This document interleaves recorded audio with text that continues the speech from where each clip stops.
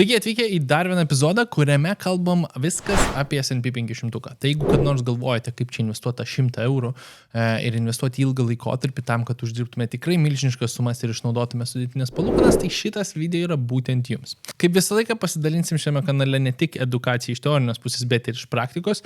Yra toks praktinis eksperimentas, kuris jau perlipo 10 000 eurų sumą ir S&P 500 portfelis perlipo 3,5 tūkstančio sumą. Tai parodysiu, kaip galite tai stebėti, į ką reikėtų atsižvelgti, kur pliusai, kur minusai ir daug aptarsime šiaip informacijos. Gerai, tai jeigu jūs sudomino šitą vietą, judam toliau. Pirmiausia, aptarkim, kas tas S&P 500. Tai pati pradžia, jeigu kada nors nukeliavote į tiesiog paprasčiausią Google ar kokį finansų kanalą ir matote tas 5324, paaugo tenais šiandien per 0,31, arba per šią savaitę ten 5 dienas apie 2%, arba ten per 6 mėnesius per 20%. Ir vėl turėjo ir pakilimų, turėjo ir nukritimų, tai čia dažniausiai kalbamas tas apie, visą laiką finansų naujienos kalba apie indeksą ir indekso tą reikšmę 5000. Vėl, 5000 nėra ką mes investuojam, 5000 yra tik dabartinė vertė, į patį indeksą investuoti neįmanoma. Čia tas siurprizas tiems, kurie sako, aš tai investuoju į indeksą, arba kai kažkoks draugas arba draugė arba kolega papasakoja, kad investuoja į indeksus, tai galiu lengvai patvirtinti, kad jie nežino, į ką investuoja, arba tiesiog pasirenka jums nesakyti pilnos informacijos. Dabar, kaip šita vieta veikia?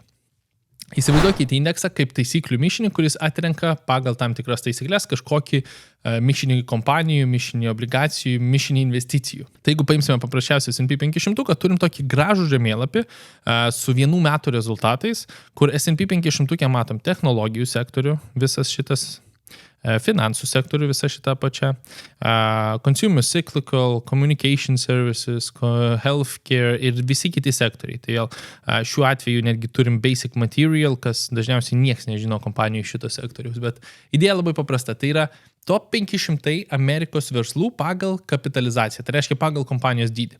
Jeigu kompanija didėja ir vis auga, tai žinoma, jos vieta auga su ją. Tai pavyzdžiui, Nvidia tikrai žinot, Microsoftą tikrai žinot, Apple tikrai girdėta, gal netgi Google'as. Tai vėl, argumentas šioje vietoje, kad jūs paprasčiausiai investuojat į didžiausius Amerikos verslus. Tai Amerika užima daugiau negu 60% pasaulio pagal investavimą, pasaulio pusę.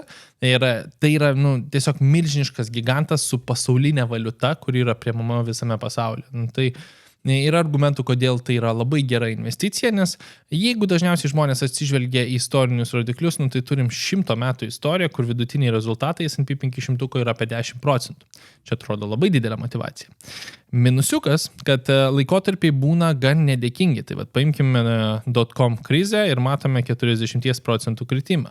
Paimkime tos pačius 8-uosius ir nekilnojamo turto burbulą, čia buvo nuo pačio aukščiausio taško ir 50% kritimas.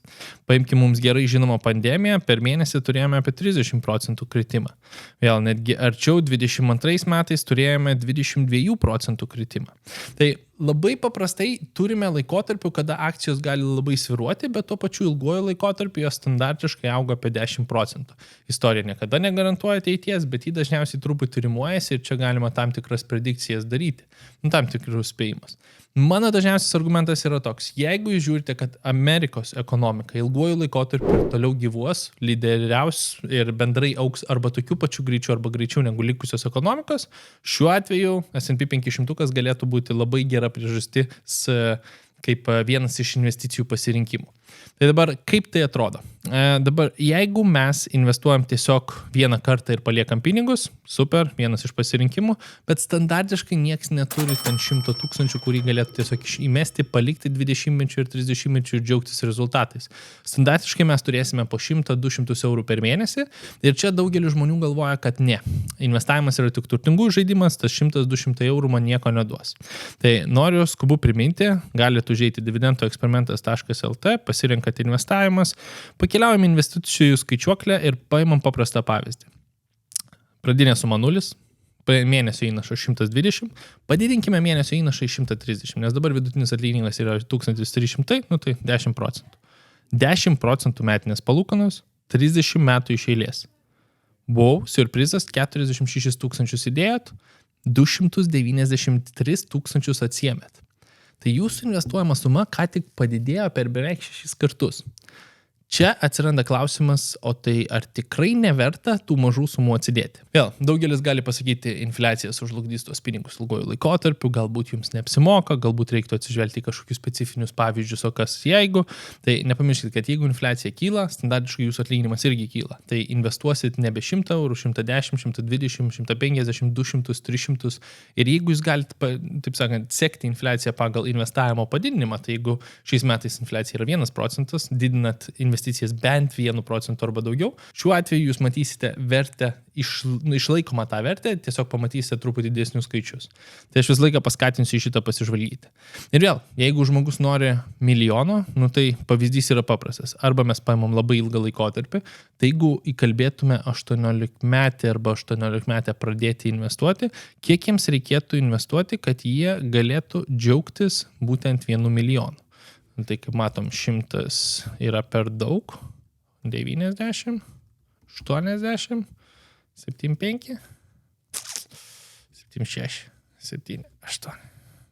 79 eurai per mėnesį su 10% grąža ir 18 metais su 47 metų istorija, niekada nekeisdamas investicinės sumos pasiektų milijoną. Skamba visai įdomiai.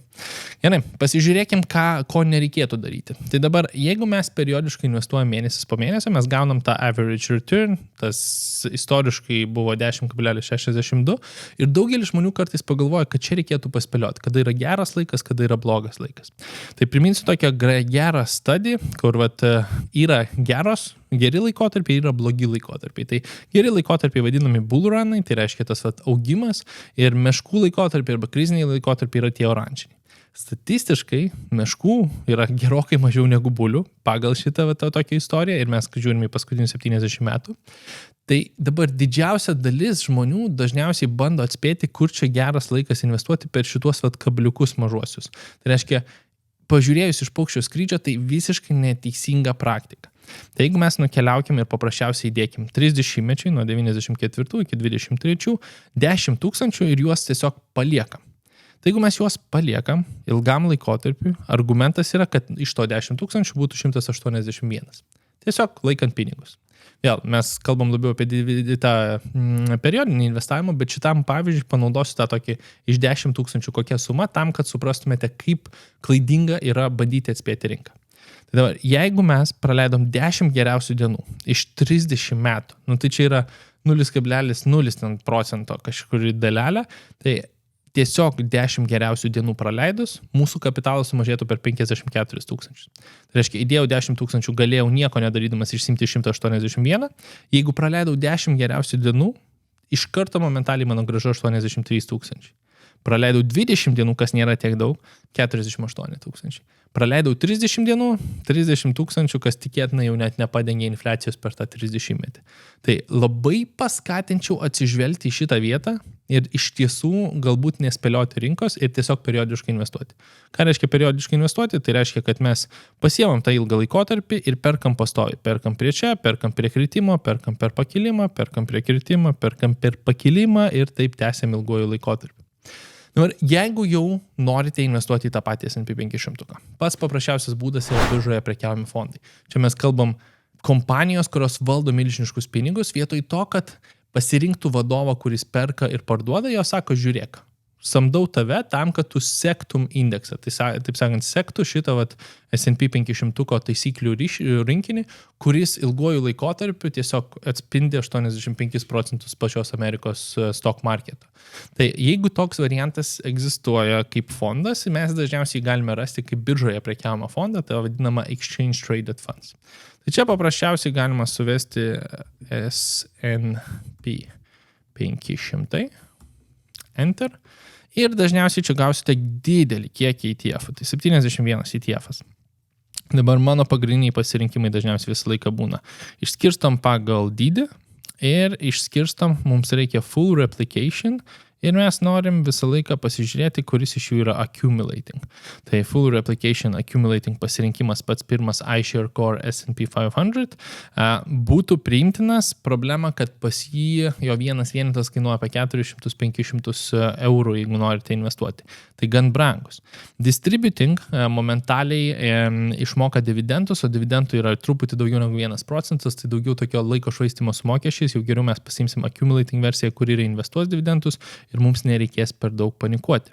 Dabar swap-based unfunded jau net nėra pilna replikacija. Tai aš iš karto sakau ačiū viso gero ir galvoju, gal ieškom kito pasirinkimo, kuris pilnai atitinka tą patį S&P 500.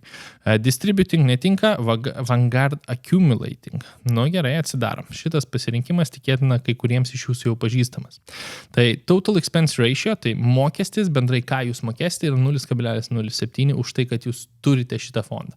Tai reiškia tas, kas investuoja per 500 skirtingų kompanijų, iš jūsų reikalauja 0,07 per annum, tai reiškia per metus. Tai jeigu 1000 eurų yra jūsų investicijos, jums tai kainuoja apie 70 centų per metus.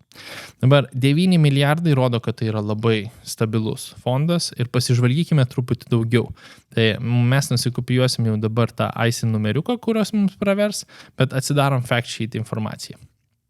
Matote, VUAG, VUA, tai jeigu aš keliausiu, jeigu neklystu pas borsą pas vokiečius, tai VUA pasirinkimą išsirinksim, arba tikėtinai galbūt Londono biržoje investuosim doleriais. Tai dabar keliaujam žemyn, fondas pats egzistuoja truputį trumpiau, tai reiškia 3-4 metai, jo vidutinė grąža nuo to laikotarpio, kada jis pradėjo, yra apie 15% per metus.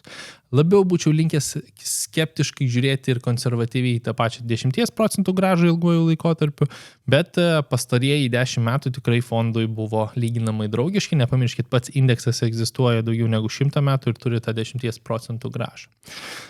Jeigu keliaujam truputį žemiau, žinom, į ką investuojam. Pažįstat kompanijas Microsoftas, Apple'as, Nvidia, Amazonas, Alphabetas, Meta, taip toliau, taip toliau. Tai fund yra pats ETF'as, benchmark yra pats indeksas.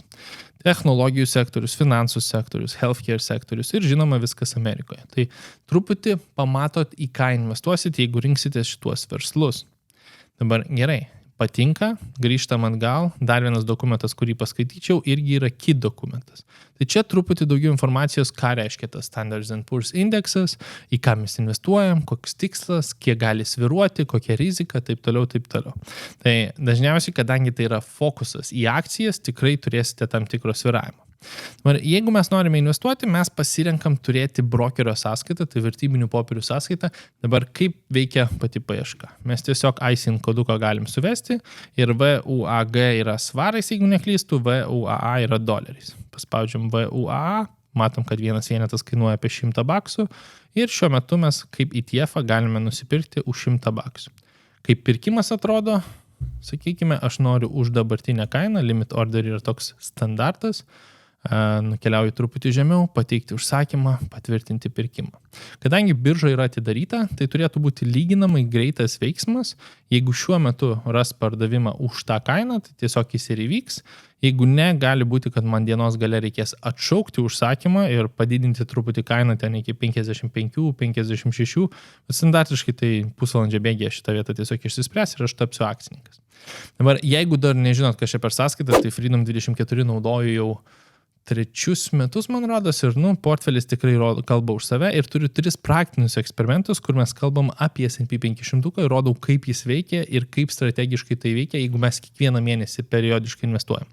Tikslas šitą strategiją tęsti ilgą laikotarpį ir norėsiu parodyti jums, kaip šitas portfelis atrodys už kokių 10 metų, bet dabar mes turime 21-22 mėnesius, kažkas truputį mažiau negu bendrai 2 metai. Ir 160 žmonių stebi, kaip aš kiekvieną mėnesį tiesiog perku tą patį S&P 500. Tai šiuo metu portfelis rodo nuostabius rezultatus, taip sakant, nieko nedarau, tiesiog periodiškai investuoju 27% pliusą. Kaip matote, vienintelė pozicija, kurią turiu, yra tas pats VUAA.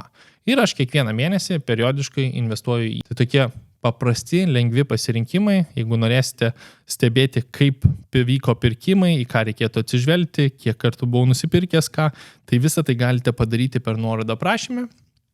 O šiaip šitas paskatinimas yra ne tam, kad pasigirti, kaip investuoju aš. Šitas paskatinimas yra labiau per tą prizmę, kad pasižiūrėkit, kaip investuoti iš tiesų yra nesunku ir padarykim, kad tai būtų tokia finansinė higiena, kur žmonės standartiškai neklausia, ar tu valaisi dantis. Tu tiesiog tai darai, nes tai yra stabili praktika, kurią reikėtų daryti, tai investuoti irgi reikėtų daryti. Ir aš manau, kad mes daisim iki to anksčiau ir vėliau.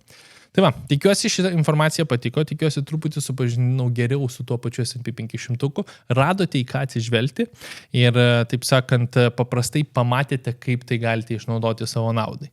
Tai paliksiu šitoje vietoje ir paraleliai, jeigu manote, kad jums S&P 500 truputį per daug sviruoja, galbūt D sąskaitos video bus truputį efektyvesnis, nes tenais kalbam, kaip labai lengvai tiesiog atsidėti pinigus, turime tą 20 000 sumą, kur kapsiukai krenta per 24 valandas. Tai labai greita grąža ir tokiam santaupom, kurios yra iki 12 mėnesių. Tai galimai pasirinkimas tiesiog paspaudus čia. Nepamirškit like ir subscribe, apačioje krūva gerų nuorodų, pasinaudokite pasiūlymais ir iki sekančio video.